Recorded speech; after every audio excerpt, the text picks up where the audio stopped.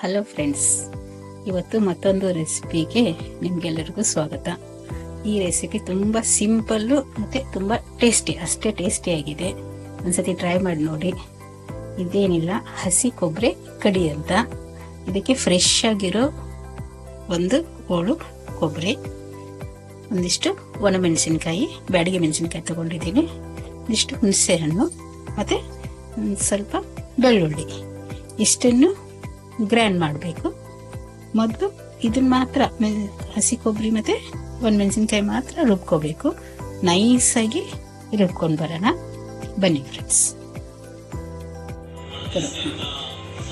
ಈಗ ಕೊಬ್ಬರಿ ಮತ್ತು ಒಣಮೆಣಸಿನ್ಕಾಯಿ ರುಬ್ಬಾಯಿತು. ಈಗ ಈ ಬೆಳ್ಳುಳ್ಳಿ ಹೆಸರು ಹಾಕಿ 2 ಸೆಕೆಂಡು ರುಬ್ಕೊಂಡು ಬರೋಣ.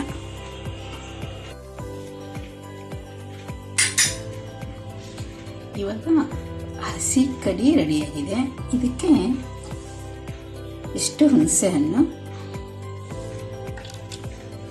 ಮತ್ತೆ ರುಚಿಗೆ ತಕ್ಕಷ್ಟು ಉಪ್ಪು,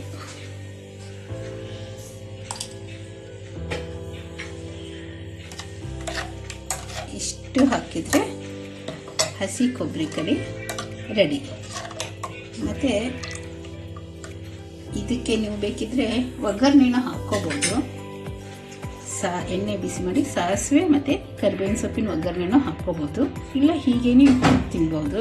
ಬಿಸಿ ಅನ್ನ ಮತ್ತು ಬಾಯ್ಲ್ಡ್ ಎಗ್ಗಿಗೆ ಅಂತೂ ತುಂಬ ರುಚಿಯಾಗಿರುತ್ತೆ.